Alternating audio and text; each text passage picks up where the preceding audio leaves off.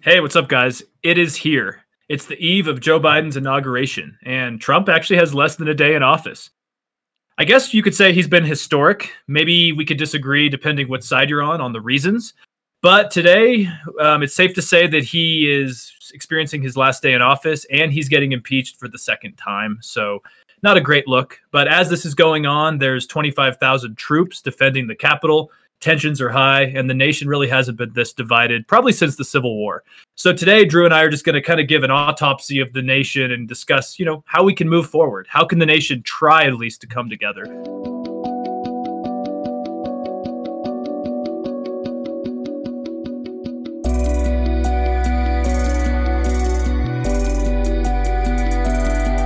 How's it going, Drew?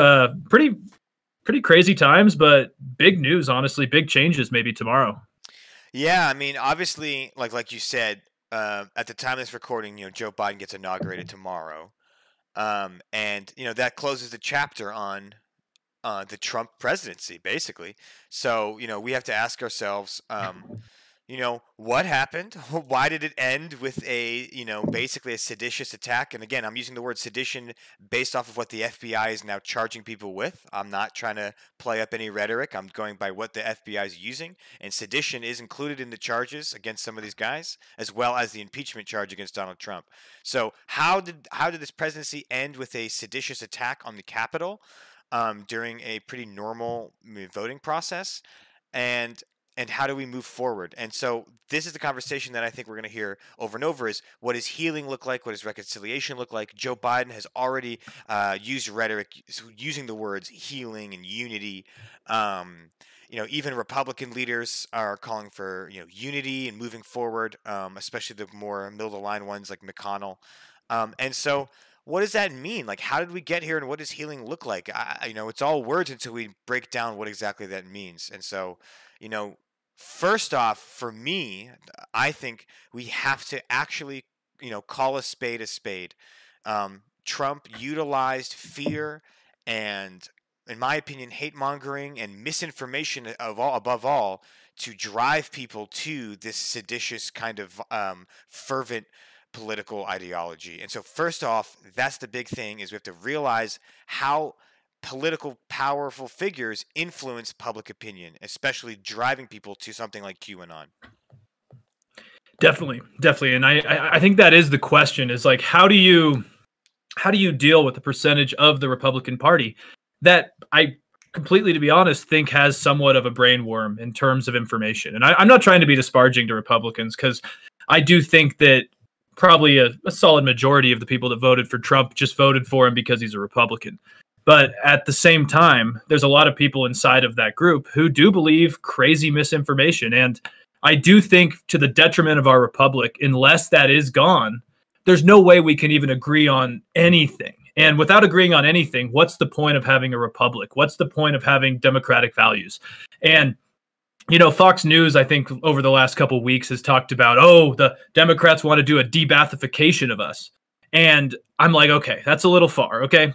For people who don't know that term, compares the movement to when U.S. allies and our allies, looked to rid Saddam loyalists inside of Iraq after the fall of Saddam's regime. And it was basically de-Bathification, was getting rid of loyalists. And that's not what Democrats are trying to do here. I'm sure there's some loonies on the far left that do, but there are people that are nuts. There are people that believe QAnon. There's people that believe the election was rigged, and the news media on the right there are people that are allowing this to happen. So there is a mind virus, and we do need to stop it, and I was thinking about this a few days ago. I used to think that all the Republican congressmen and women that, were supporting Trump's lies were doing it just for their base, solely for their base. But I've kind of come to terms with the fact that I think some of them believe it. And now we have some of these newly elected congressmen and women, especially Marjorie Taylor Greene, who's already trying to impeach Biden, and he's not even inaugurated yet. And I'm like, okay, something needs to happen. We need to censure these people or something, because there is a mind virus on the right. And if it doesn't get controlled now, I'm worried what's going to happen. And again, I'm not calling for like a purge of Republicans or something like that, but there is a small segment that I think is just going to bring us down further. Yeah, I mean, especially if you are a Republican who's trying to maintain the power of your party, I would be very scared about QAnon. And that's exactly what we're seeing. Mitch McConnell today said directly that, Trump influenced the Capitol siege. Trump was responsible for misinformation, right? That's from Mitch McConnell.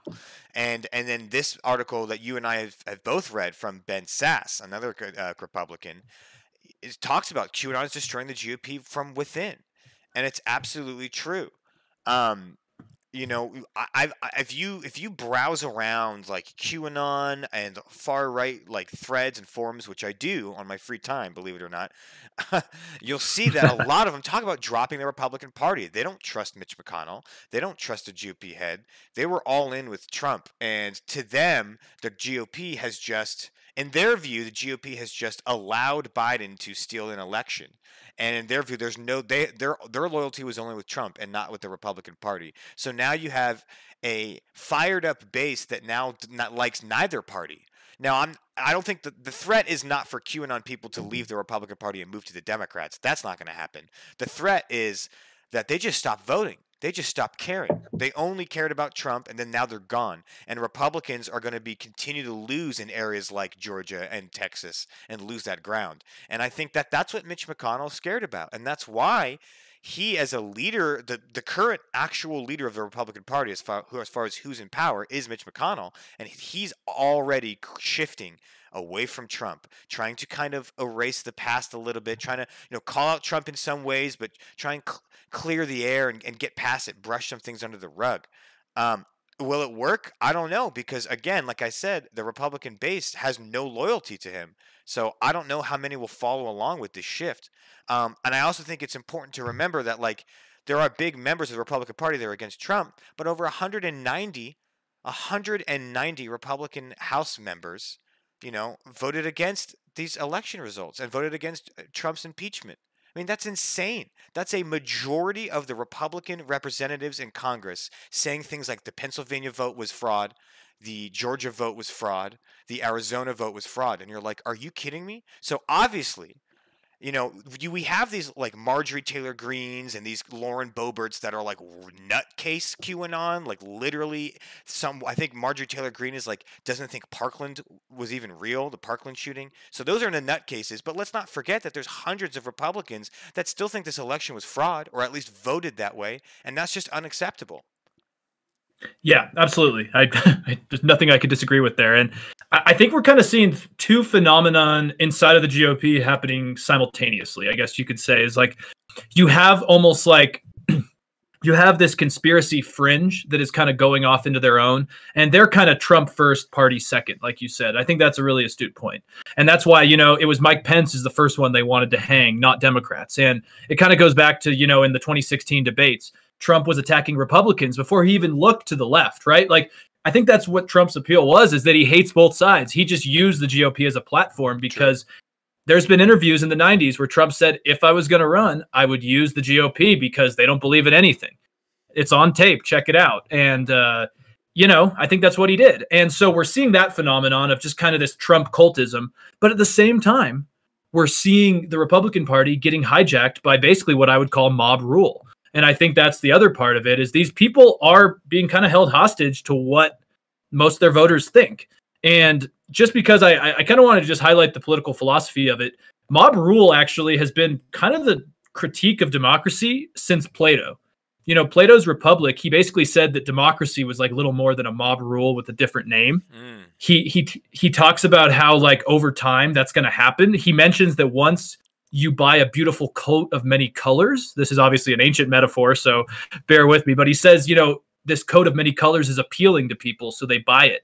But over time, they realize it gets worn out after a couple times of use. And, and then Aristotle talks about how basically mob rule is like the dark half of democracy. So he was more into aristocracy because of that. He didn't believe that democracy would end up working out. And even Machiavelli in the, I don't know when he was happening, like, Renaissance, yeah, exact, something like that. And he basically said that, like, in his piece, The Prince, he talked about how basically there'd be royalty or clever princes who would use it to benefit from the chaos. And this sounds like Trump to me. Here's a quote. He says, "Forge the mob into a battering ram against a decaying regime." And sounds a little bit familiar to me, you know. And then Alexis de Tocqueville, you know, when he did his Democracy in America tour, if you want to call it that, he basically said that America hoped their constitution of checks and balances would stop from this mob rule, but he said it's not enough. And I think over the last couple hundred years, we're starting to see that I think the GOP is hijacked by mob rule, and they need to deal with it. But I really don't know how, man. Yeah, and um, you know, again, like mob rule is also the idea, like, you know, like you said, that there's like a fine line between mob rule and democracy, right? That's why it's always important to remember that, like, proponents of democracy always advocate the voting public needs to be educated, right? That's a Uh-huh. key factor in a successful democracy, because if you don't, if you have an uneducated populace, then they can be manipulated by whatever prince to then become mob rule, where they're basically, you know, establishing dominance based off of things that aren't even really true, and utilizing, you know, fear and misinformation to sway public opinion, right? That's very different from an educated populace, you know, voting for what they feel is a best course of policy. And you're right that we currently see a QAnon tumor in the Republican Party growing. Really, I mean, especially the last year. I remember a couple years ago, QAnon started to sprout up, and it was just like, it was the same thing as like flat earthers. You have a funny video here and there making fun of them, and sure, they exist, but like, you know, there's always going to be some crazies. And now the fact that you have like real government representatives representing QAnon is just insane, and it is because of, you know, Trumpism, and like, even though Trump probably, in my opinion, had very little to do with Q. Like, I don't think Trump actually gave Q drops and posted in the threads. I actually don't think he cared at all. I think it sprouted up on its own based off of a 4chan meme post, and so much disinformation came out that people bought into it. And so, like, so Trump aided this and abetted this, but it's not going to go away without him. Like, the idea that, you know, misinformation will go away with Trump is not true. Misinformation is still a main huge problem. And Ken Burns had a great quote that I just saw recently, where he says, you know, America has three illnesses right now: COVID-19, white supremacy, and misinformation. And I think that's very true. Obviously, the pandemic is real and has killed 400,000 Americans. And white supremacy is considered the top domestic threat by the Federal Bureau of Investigation. And then on top of that, misinformation is why we're dealing with Capitol insurrections, white supremacist people holding Confederate flags for the first time in the Capitol in over 100 years. Like, how the hell did we get here? Those three things, I think, are it. COVID agitated people to be way more politically active this year, and I explained the rest. Yeah, I there's no way I could disagree with those. I think that's an interesting point, and you know, especially on the white supremacy one, it kind of goes with this. You know, there's a conspiracy on the right that I think a lot of people on the left actually somewhat think could be true. We'll see, and I'm not wishing violence by any means, but I've been hearing on the right, like when I'm like in my free time too, I will listen to pretty right wing podcasts or stuff just to, you know, hear what they're saying. Of course. And basically, a lot of the QAnon types think that Trump instigated the storming of the Capitol so that now he has a reason to deploy the National Guard and to surround the Capitol, shut down DC. And then because of, you know, all the miscommunication or something, he's going to, you know, take control of the military. I think it's BS. But there is an interesting part to that, is that there have been studies, and I remember at Chapman back, I think it was our senior year, you and I met with that guy who talked about Nazism and white supremacy. And he talked about how in law enforcement and the military, there is a serious underbelly of white supremacy there. And so why do you think the FBI is now needing to vet 25,000 National Guard troops before this? Because I bet there is, like until we get rid of that, there's always issues with some sort of conflict, I feel like, especially going into this QAnon misinformation age. Yeah, there was also a study done by an FBI agent going undercover as a police officer. He was a police officer, then became an FBI agent, and then went back as an undercover police officer on assignment to, you know, look into, you know, like supremacist organizations in police. And he found it to be a greater problem than he expected. He found it to be a lot more pervasive in places, especially places like Indiana and places like Mississippi in the South, where white supremacy and law enforcement have actual histories together, where, whole grand wizards of the Ku Klux Klan were chief of police in many parts of Mississippi. So it's like, to say that there's no problem of white supremacy, it would be ignoring the warnings of our federal institutions, using evidence to claim that white supremacy is still a problem. So, like, Ken Burns is right. Ken Burns is not some radical turquoise-haired feminist liberal on Twitter. Ken Burns is an established and like Academy Award-winning documentarian and historian, and and he's telling you the truth. So I think, in my opinion, those are our problems. How do we heal from those wounds? And I think you really have to look at, like, I think it's an uncomfortable conversation to have, but there is now more than ever an argument for deplatforming some people. I really think what we've seen now is the limits of free speech. You know how because people are on left and right are debating, oh, should Trump be banned from Twitter? Should Trump be banned from Twitter, or other speakers? And at this point, I think yes, because you know how when we talk about free speech and how you shouldn't say fire in a theater because that would be, leading people to rash decisions based off of false information. This is the same thing to me. Trump has been yelling fire in the theater of the United States democracy for years, and then suddenly people ran out and panicked. And it's like, that's what happens. So there has to be a limit on some of this. I really think that these free speech purism is starting to fail. We're seeing how it can affect democracy as a whole. Yeah, I mean, I would agree and disagree with you there, because I first off think like platforms like Twitter have a complete right to do it. They're a private company, and some of Trump's speech, I agree with you, was going above the line of just free speech. It was inciting something. And I'm even more and more seeing people on the right agree with that. I mean, Mitch McConnell said that Trump's incitement did, drive the mob in that direction on January 6th. And my problem is that I actually think the Georgia election showed us that there's an alternative. It's not banning this. And I know this is an argument that a lot of conservatives use all the time. When we had Grayson on for deplatforming, I think it came up. But I think hate needs to be in the open. And we almost saw, okay, but hate again is different than inciting violence, right, Drew? Sure, that's definitely different, right? But in terms of at least hate, I think Stacey Abrams gave us an alternative. They didn't cancel the anger and the falsehoods and the hate inside of Georgia on the Loeffler side and some of the things she was saying about the other candidates. Instead, they mobilized people to get out there and go against it. It was in the open, and they mobilized people to do it. And so I think Twitter can deplatform Trump, fine. But I do think it creates a slippery slope where business companies are allowed to do this. I think we need a constitutional convention for the digital age. That's my theory, because clearly we need changes to talk about what are these platforms and what is their role in free speech. Because I think Trump should be silenced, but at the same time, it sets a dangerous precedent. And like, I was watching Fox for fun, I think last Saturday when Jesse Waters was on, and he had Devin Nunes on, one of our California congressmen who's nuts. And he was talking about how he only posts on Parler now. So what it worried me is that there's no, like, Parler is being banned. So Republicans are now, they all are kind of going that way, especially the kind of nutty ones, and they're getting so isolated that we don't even know what they're saying.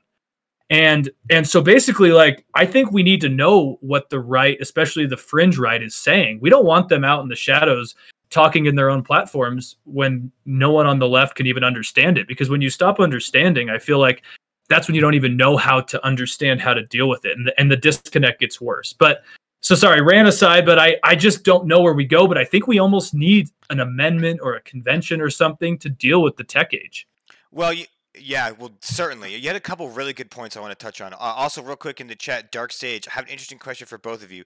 Sure, man, go ahead and ask. We are going to keep going with our topics. Hopefully it's related, but if we do find a chance to get to it, we definitely will. So go ahead and ask, bro. Absolutely. We'll answer your question if you have time. So back to this. Yeah, so one is you mentioned a really good point, which was combating this misinformation and combating hatred, and how it's not just the condemnation and shame, right? Like it's the democratic strategy of just, oh, let's just like call people racist a lot, obviously turns people off. And I think you mentioned how that's accurate. Like Stacey Abrams focused on, you know, what some people call like transactional politics, which was like, I am going to give you this. Like, I'm going to give you roads, healthcare, and better whatever government resources if you give me your vote. That's like a transactional political approach, and mobilizing bases in Georgia worked for that. And so you're right that moving forward from maybe from the left point of view and how to get back voters is focus on that transactional politics. How do we get people better healthcare? How do we get people better government assistance? How do we get people better opportunities for small businesses? Yada yada yada. Really good point. Don't focus on identity politics. But as far as like the tech thing, I think you're also right. Like, I think whatever you were doing is failing. Whatever Facebook has decided to do with their information has failed, right? Genocides in Myanmar, as well as misinformation about our election, is a result of Facebook, more so than Parler, really. Um, and Twitter, right? And Twitter, Donald Trump mobilizing people on Twitter was insane. But what we do, I'm not sure. But I do think there is a line, and a lot of people have crossed it, and now Twitter's finally, telling people they've crossed this line. I don't think that and let's also remember too that because you're banned on Twitter does not mean you have no free speech. Especially, the irony is I saw people like Marjorie Taylor Greene in Congress wearing a mask that says censored, speaking on a mic to C-SPAN on the government floor with given her allotted time. So the irony to me is that she thinks she's censored and oppressed, and she literally has a seat in government speaking to as many people as who is willing to listen to it.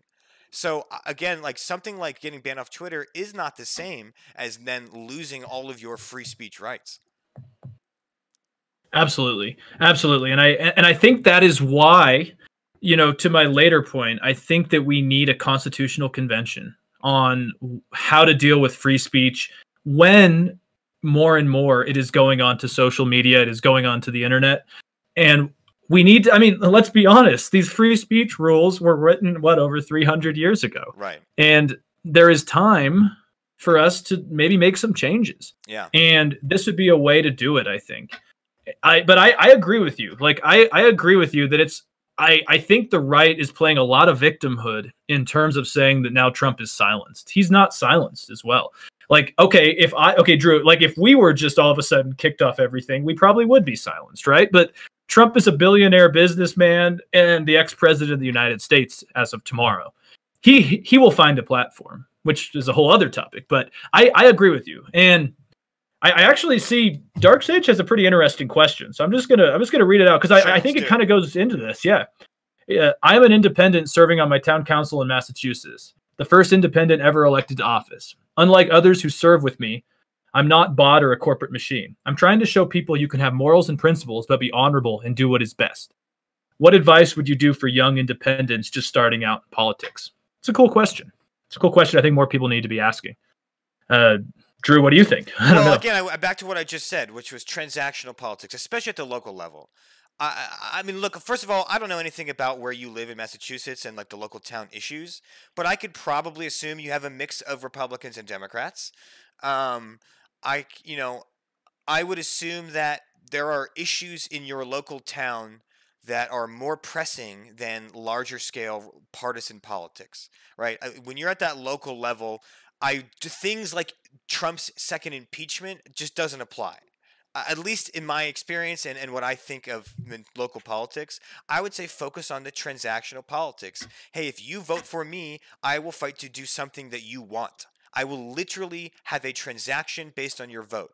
And that's kind of how it should be, right? So focus on what are things in your town that, regardless of Republican or Democrat, people want. Is it fixing potholes? Is it, local aid for small businesses that have closed due to the pandemic? Again, I would find things that are less about partisan politics, less about identity politics, and very, very transactional. And be very clear. Don't just say, don't say things like infrastructure. Say the bridge on Cherry Street. We need to fix that thing. So be very clear and transactional, I think, with the way you approach your politics. That would be my biggest advice, especially at the local level. But again, I don't know your situation. I also don't know what you're running on or your personality. So that will change. I mean, if you have a super right-wing town that's like really QAnon Trump, you're going to have a different maybe approach. But for the most part, be transactional. What do people really want at the end of the day? And yeah, I mean, I would also say that, and I would say on a more macro level, we need to get rid of this blind allegiance and tribalism. Jonathan Haidt, who is probably one of my is one of my favorite social psychologists. He did The Coddling of the American Mind, the happiness hypothesis. And at the University of North Carolina, he did a study on liberals and conservatives and how they rely on different sets of moral foundations. And they used 5 sets of moral institutions. I think it was, let me think. It was like harm and care, fairness, in-group loyalty, authority, and like purity or something like that. And they found that Democrats leaned more towards care and fairness, where Republicans leaned more towards authority and in-group loyalty. And in-group, I'm not trying to just only rail on Republicans, but I think they deserve some blame for allowing this Trump to happen. And it's because of tribalism. Republicans in this study Jonathan Haidt did basically found that Republicans highly valued tribal in-group loyalty. And to me, that is the biggest like tumor of our two-party republic, is that in-group loyalty has made it so we only care about staying in office. So I would fight that with term limits, maybe getting rid of the filibuster, campaign finance laws that are changed, that type of stuff. That's a really So let's dive into how do we change things for the future. And I think you nailed some on the head right there. Term limits, man. I don't care who you are. Nancy Pelosi, Chuck Schumer, Mitch McConnell, they all got to go. We've talked about it before. Term limits should be around, man. The idea that someone can just stay in government for their entire life, whether it be the legislative branch or the judicial branch, is just crazy. And yeah, I also think campaign finance reform. There was I think what McCain Goldwater. I mean, that was a bipartisan bill that did a lot to reform campaign finance. That was basically stripped back after Citizens United. You know, let's get back to that. Let's give corporations less of a say in the political process and people more of a say. That will help, you know, what Dark Sage is talking about, which even on his local town council, he or she believes that most people are corporately corrupt. That's not going to change just by an attitude, right? Having the attitude like, I'm going to be different. I'm not saying what you, Dark Sage. I mean on the grand macro scale in Congress. Having a few congressmen, you know, aim to be different is not going to actually change the institutional problem of corporate greed and influence. So go back to like the McCain Goldwater stuff. You know, I think what you said earlier, like have a congressional committee, or what did you say, a convention with tech, and really address how do we reconcile what the hell's going on the internet. So yeah, there's a lot of big issues and problems that not only the Biden administration but Republicans in power are going to have to deal with. And again, not only for the health of our democracy, but if I was a GOP strategist, I would be terrified of what I'm seeing right now because their base is going off the rails. Absolutely. And I don't have too much else to say, but I'll just wrap it up at least with this, is that I think populism's tricky because, you know, it appeals to both sides. There's not really like a broad definition for it. Yes. It's basically just kind of anti-establishment is how I would kind of define it in a very basic sense. It's kind of like the populists against the establishment. And I'm in some ways a populist, but I think what this last 4 years has shown us is that if the whole system is establishment and the people who run the system are establishment, populism isn't going to work. And so I feel like before resorting to populist dynamics, we need to fix the problem, which is our two-party establishment's broken. And yeah, Drew, I think campaign finance, election reform, maybe some changes to the filibuster, though I don't know enough about the potential like negatives of getting rid of the filibuster, but it's going to be tough. It's going to be really tough. And I just want to leave you with one question to you. What do you think we do with like in terms of accountability? Because my theory is I think Trump should be investigated once he's out of office, but I think we leave most of the Republicans that supported him alone, because I think it'd be dangerous if we didn't do that. Well, look, I mean, obviously, look, supporting Trump is not a crime. right? Like Right. if you're just like, yeah, I like Trump, like that's not a crime. I'm not asking for a purge. But if you're someone like Marjorie Taylor Greene who led insurrectionists through a tour of the Capitol, giving away kind of like valuable information before an assault, that's kind of sketch. So I Yeah. do think like if you're involved in like literal criminal activity, then you need to be held accountable. But I don't think that it should be if you supported Trump, you should get canceled. People can change. Public opinion can change. So I do think though that we have to really try and combat misinformation. And if you can't do it through government action, if you can't do it, like you can't force Fox News to say what you want, right? Of course, because then that's a whole other slope.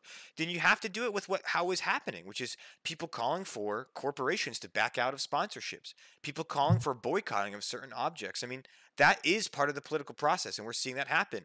Walmart, and others are like backing out of sponsorships on certain people, and they're putting their money where their mouth is because of public opinion influence. So if it's not through government action, it is through things like boycotting and quote unquote cancel culture, because how else would you? Mm-hmm. I don't Exactly. know. That's how I feel. Yeah. You want to wrap this one up? There's so much we could talk about. I didn't even get to my point about how do elites drive public opinion or the other way around, or maybe it's different for each party. Well, do they? We'll do that. I don't know. Leave us with that. I think elites on the Democratic side drive the party opinion more so than Republicans. Because if you look at impeachment on the Democratic side, it was not popular until Nancy Pelosi said it was. However, on the Republican side, if you look at what Mitch McConnell says, it seems like Trump's base couldn't care less, and they have no loyalty to the elite in their party. So I actually think Republicans are like off the leash, whereas Democrats, for better or worse even, are a little too attached to their party elite. Yeah, it kind of throws on its head what I thought about a year ago was Democrats fall in love, Republicans fall in line. Yeah, where I think we're seeing a kind of dismantling of that, aren't we? True. But yeah, no, I mean, you're right. We could go into this all day. Like the last thing I'll say is that I think both parties, the fringes on both sides, have a authoritarian kind of hinge.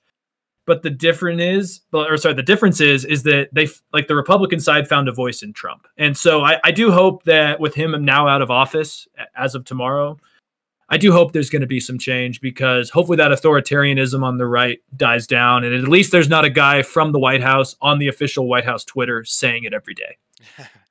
True that. So yeah, so thanks everyone for listening. As always, you can find us here on Twitch, on YouTube. We're live as of now. Hello, YouTube Live. And you can find us on Podbean, Apple Podcasts, iTunes. We are currently in a plan to get on Spotify, hopefully within the next month or so. So take care. Let us know what you think. How do we move on? Is this just the beginning, or is it a positive era for hopefully coming back together? Take care, guys.